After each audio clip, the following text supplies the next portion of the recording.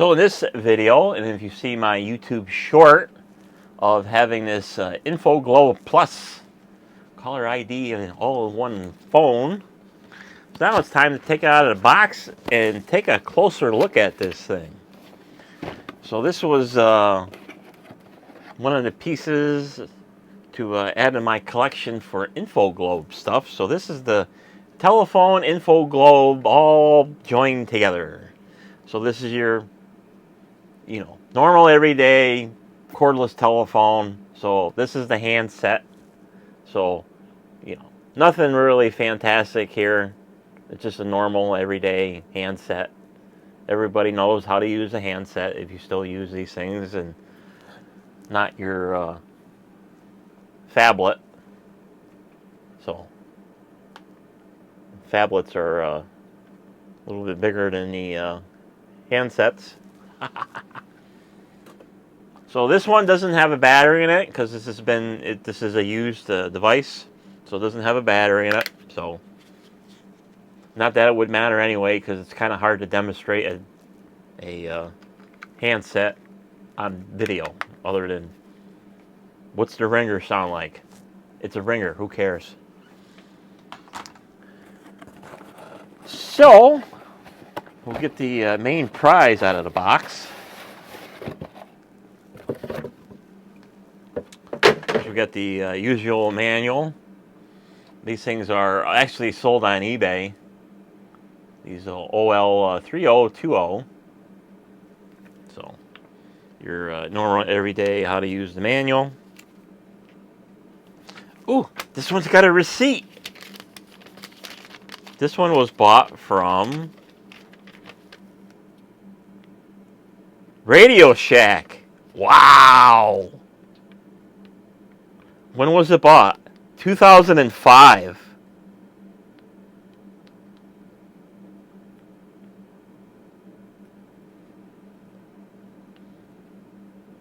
Of course, I can't read any of the font, barely. Of course, they conveniently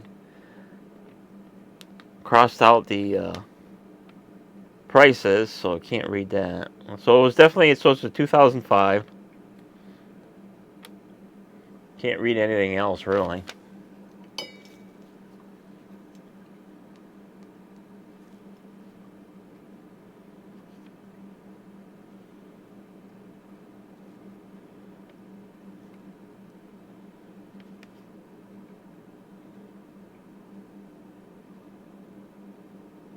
Probably about the only way I'll be able to read this, because you can sort of see it. I'll have to put it underneath the microscope, but that's not out, so that'll have to wait for another day.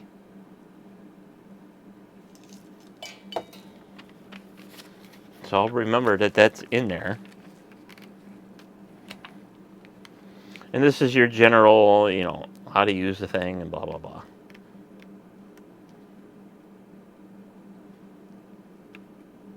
Not a big deal. So, in other bits, of course, the handset does have these interchangeable little face plates that you can put on. So this is brand new in the packaging still. So you can change the change the faceplate if you want a different look. So these just look like a clip-on. So you get the standard gray as in the phone, and then you get these little face plates that go over the earpiece. You'd have to pop out the other silver one and then pop these in. So you get the silver of the phone, you get kind of like a carbon silver or a navy blue type silver, and then you get black faceplate. So a couple little accessories, so you can say it can match my decor or something like that. And of course, it's got the factory patch cord, so you can go from to the wall to the globe, and then from the globe to your telephone. And of course, you get the 9-volt wall wart. So this one is, since it's powering a phone and the info globe, you get a 500 milliamp wall wart instead of your traditional 300 milliamp wall warts that normally power a info globe. So here is the unit itself, and yeah, it's pretty small. Even the globe here is small. So you got your globe here, and then your handset goes here, and then this sits on would sit on your desk or something like that, or on a table or whatever. And it's got all the buttons of an info globe. I think it's focusing. So you got your left, down, select, up, and right. And then this one here is to page it, so you can page your phone so you can see where it is. And then you got your normal connections on the bottom. You got your phone jack, and then your power cable.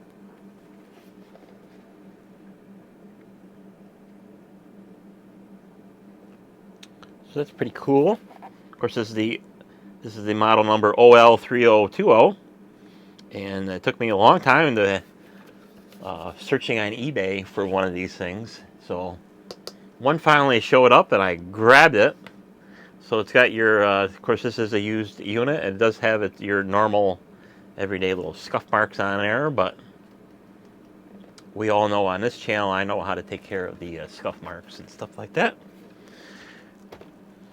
So that takes care of that. And just for a size comparison of the globe itself, so here is a regular size info globe, and as you can clearly see, this thing, that little blue globe, is tiny compared to a regular standalone info globe. So as you can see, if I take the glare out, you can see that everything is compact in there, and it looks way different than the normal info globe rotating arm.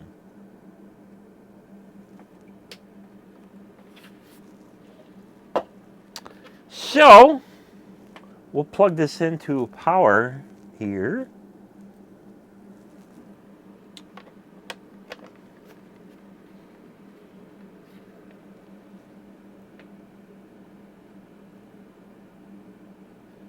See what we can get for messages. Turn that back off again. Of course, you get your normal, everyday, Olympia, info globe message. And this font is pretty small. So you still can read this from across the room, but like I said, it's smaller scale.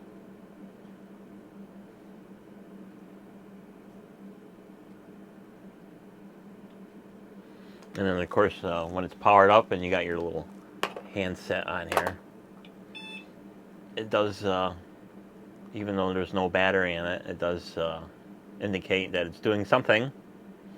So the handset does have a backlight on it, if I can keep it on the crate. So you get your backlight so you can read what the screen says.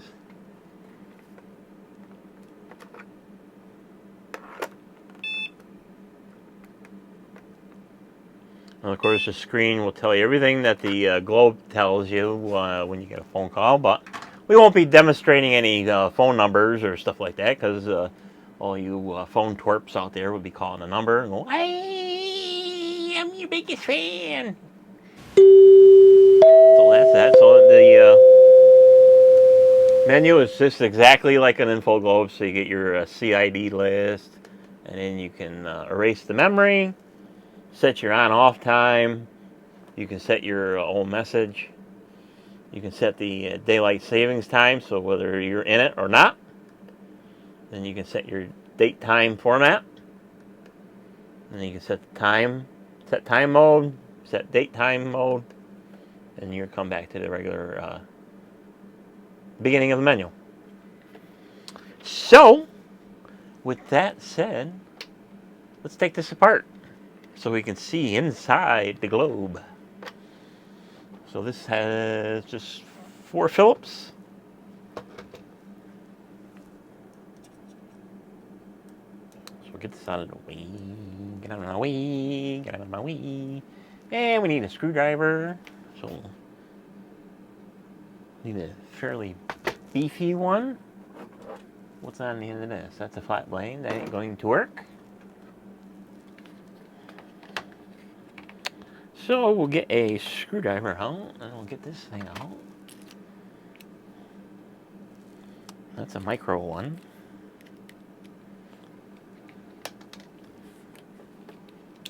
And we're gonna see what's inside.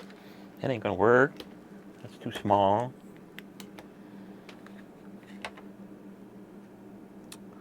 Shoe. Let's see, I don't have one of the appropriate size.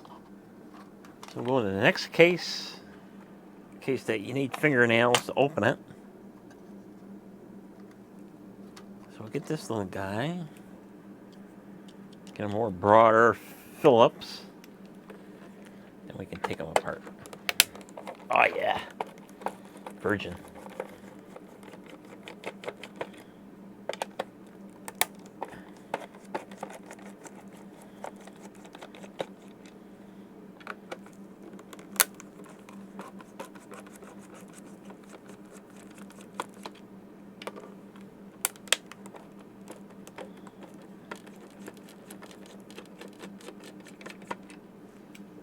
Okay, that takes care of that. Let's see what holds him in there. There's probably a couple little clips in there that hold him in the front.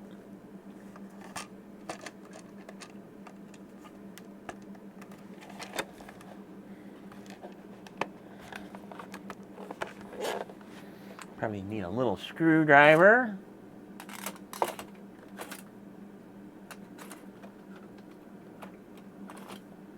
Give him a little pop.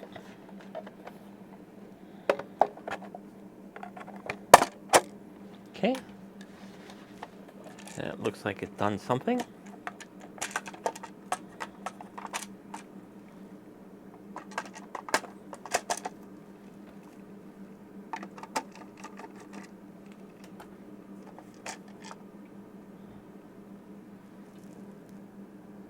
Got a weighted base on there. Got a weight in there. So, there's that part. So here is the underside of the Super Info Globe. So we got the main motor of the spinning rotating arm and all the electronic bits and stuff like that. So I want to take the globe off. Does the globe have any clips? I doubt it has clips like the big ones. Nope. No clips.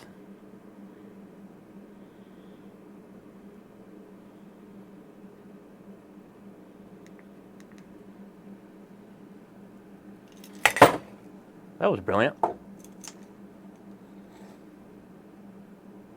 Okay. So it looks like we're going in underneath.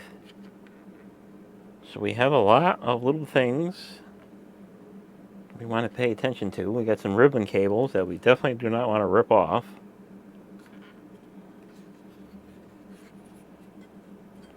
Got an antenna. We got stuff on there. Okay.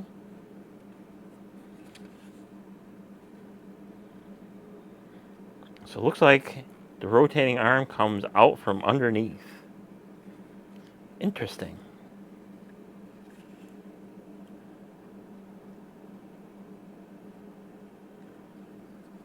Okay. So we'll take some stuff off here.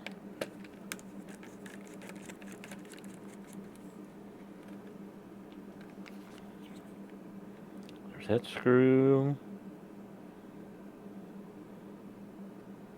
Looks like there's one here. And it's conveniently a different size.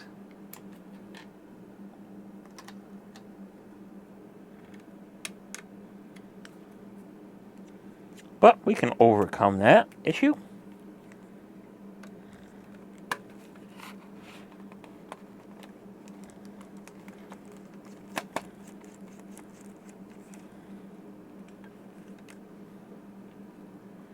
So that should just pop off. So that'll pop off. Got some wires under there. No access to the plugs. That's convenient. So now we're going to take the button bar board off. So I'm going to need even a smaller screwdriver.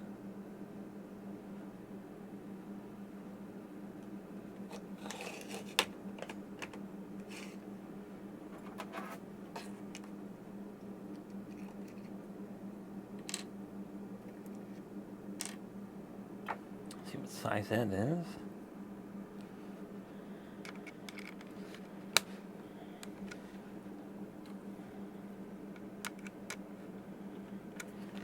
That looks like a winner. So you need about 1,500 screwdriver bits to take this apart. Just to show you the info globe rotating arm.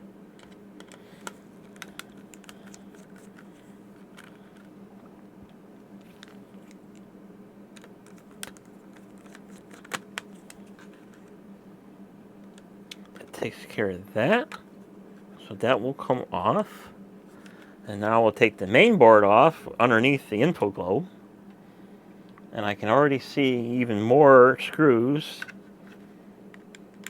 that probably retain the guts of the top deck of the info globe. So we'll take these guys off.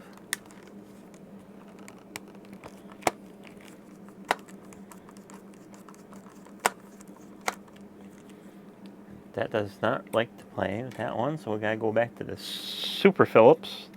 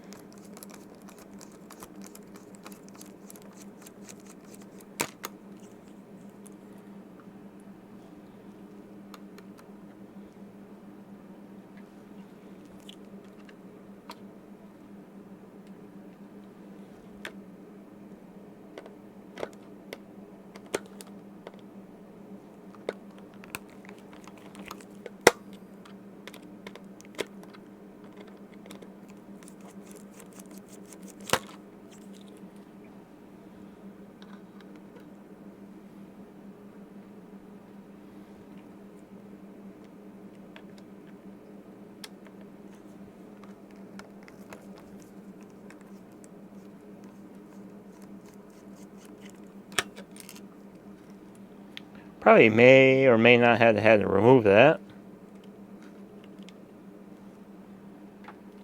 But we'll give it a little wiggle, see what it does. Yeah, okay. That's not necessary to take that part off.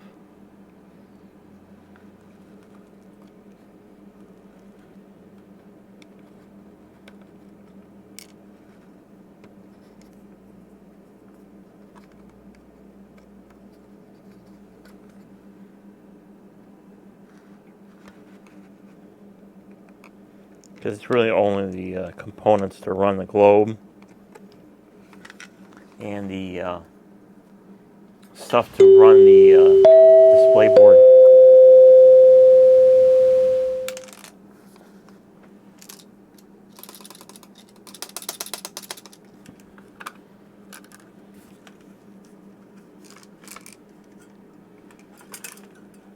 Got it.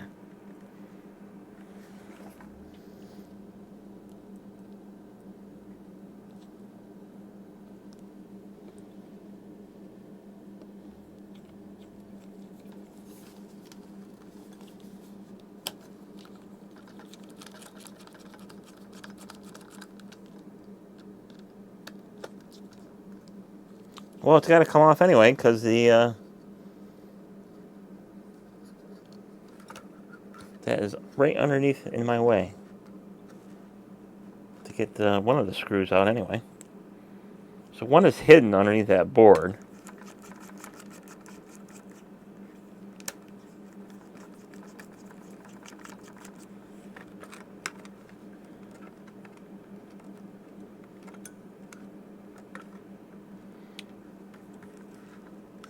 So do you move? Oh, yes, you do. So I got to be careful because so I don't rip the wires out for the that rotating transformer.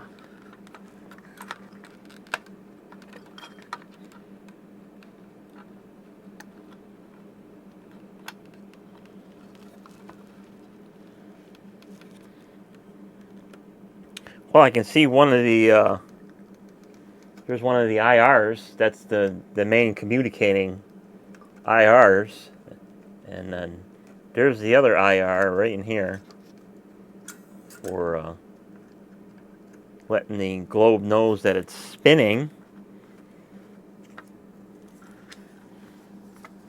So now the globe itself is actually captured with a plastic housing instead of clips. It's actually got a retainer.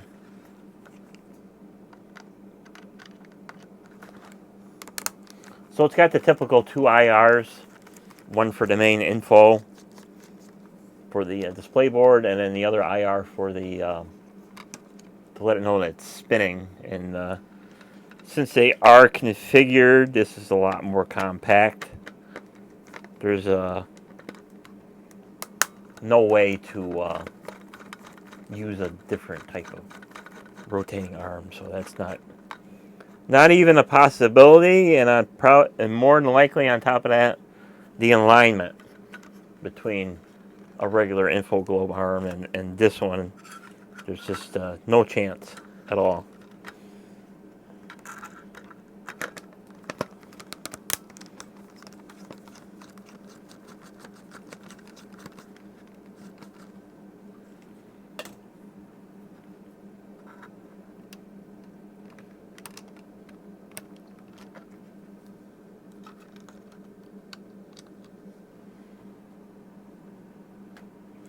Okay, now we'll see what moves.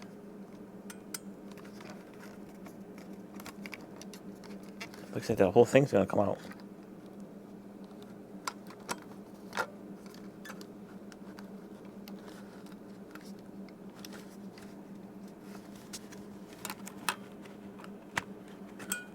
Globe and all. Globe and all.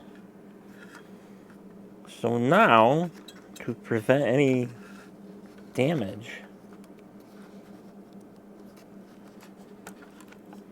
I want to re-secure this display board so it does not get damaged, or I don't rip any wires out.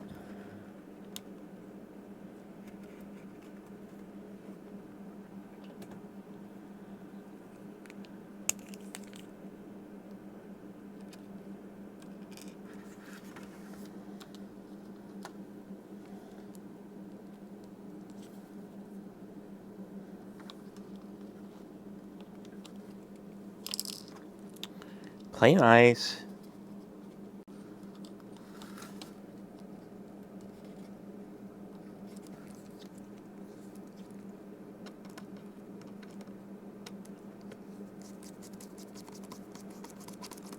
Okay. So now we should be able to slide this whole thing out of here.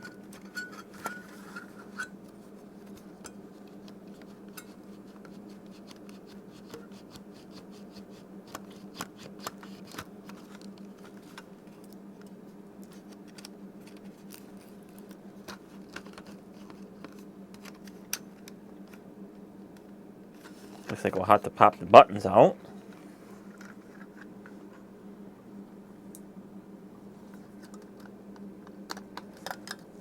So pop them out.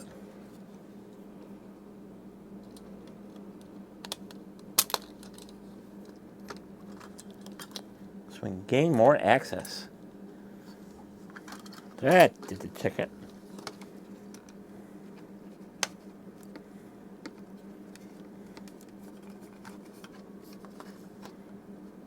Okay.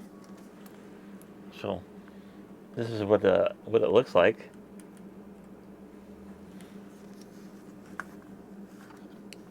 Now, what holds that on? Okay, this is rubberized. That's cool. So here's the globe, and it's got a gasket. It's actually a rubber gasket.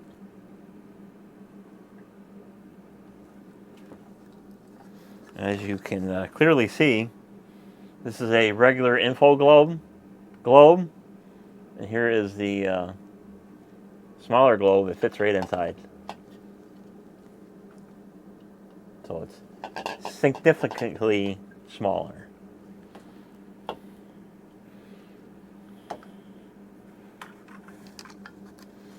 So here is the rotating arm itself.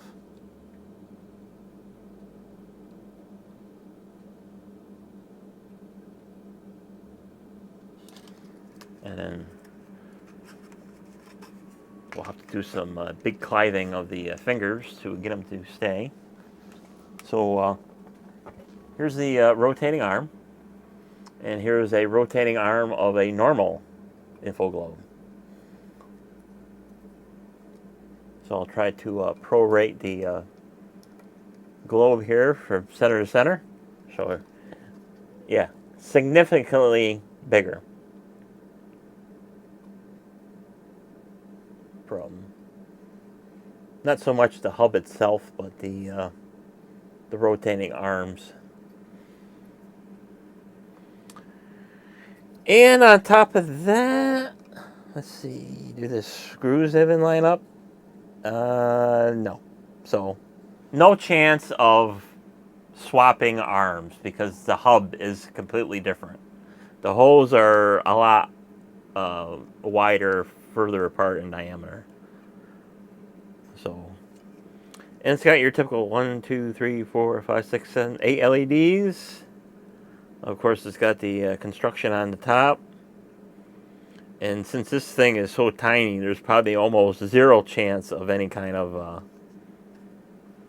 solder breaking.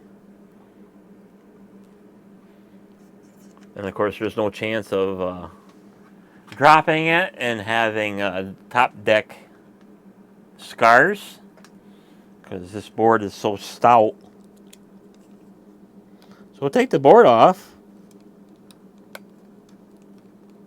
That's a different size.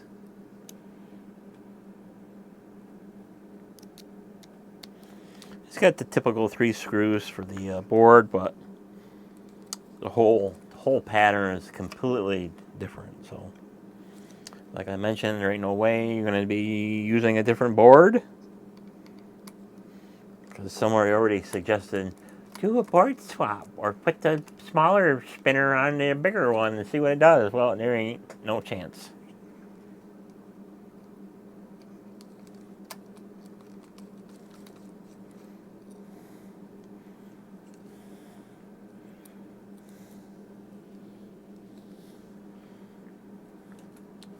So here's the board. So there's the underside. It's kind of like this one reminds me of the big wide hub. But instead of everything being on one side, this one's got a little bit on both sides. So got a couple of capacitors on the bottom. And of course on the very tip here, up here, that's the rotating sensor. Make sure, hi, I'm spinning. And then we got the regular end sensor to tell the board what to display. And then we got the blob on chip. And a couple other small components.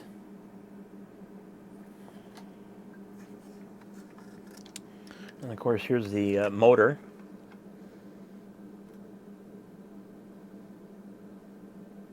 And amazing on this one, there's an actual lens for the IR. So I don't know if you can see that in there.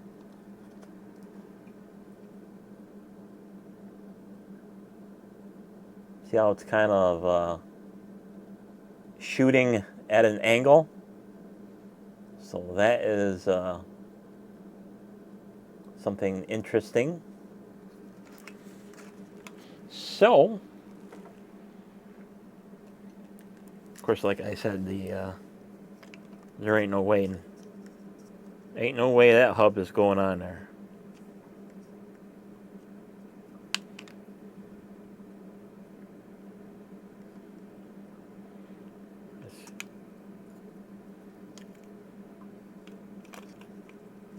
Yeah. Completely different. I mean, it does go on there, and it would screw down, but the only problem is that it would sort of work, but I don't think the alignment of the IR sensor would work very well, because this one is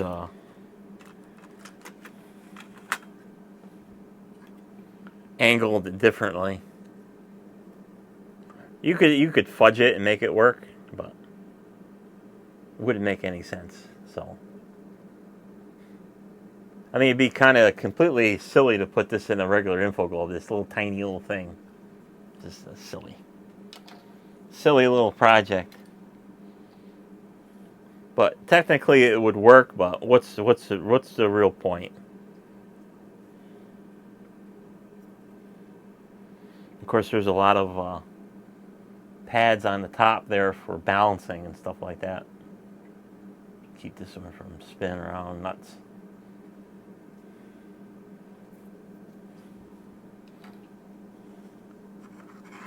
So it would work if you really wanted it to, and get that thing to work.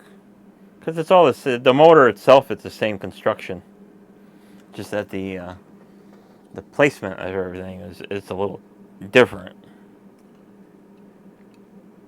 So, not really a huge deal. I mean, yeah, you could swap it and stuff like that, but it's like, yeah. We all know what these things look like when they're spinning around in there. So, that's pretty much the teardown of this thing. And of course, I'll reassemble that, but it's just the reverse order of what me taking it apart in. So we'll call this video here good enough. So that's it for this one, and we'll see you on the next one. Bye-bye. So, for a little bonus footage, it's all back together. As you can see, I got all my tools out here. So I haven't plugged it in yet.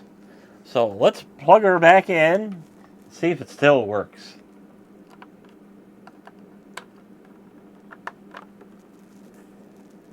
I see spinach. I see charging.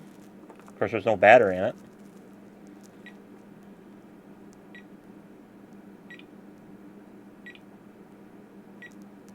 Of course, it still works. So that's good. I don't know what the phone's complaining because there's no battery in it. So that's fine. So really, my only real wants is maybe personalize this one. Maybe I'll change out the blue LEDs. Maybe I'll turn them white. That'll be interesting.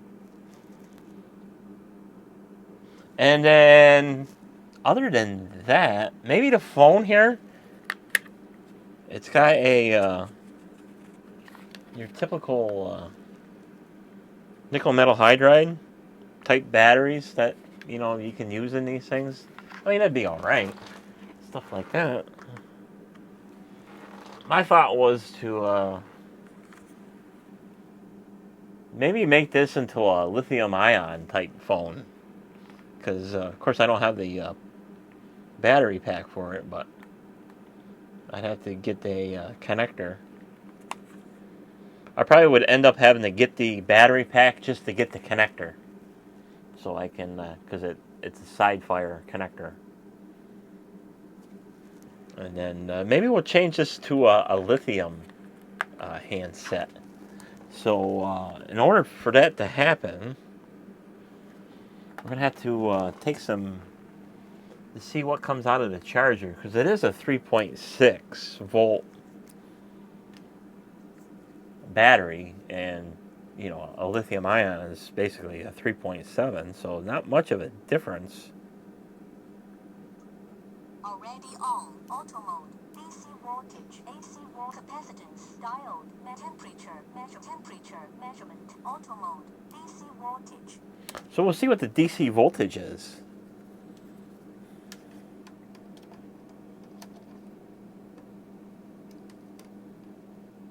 DC 8.44 volt. 8.4 volts. So I would imagine that's charging voltage.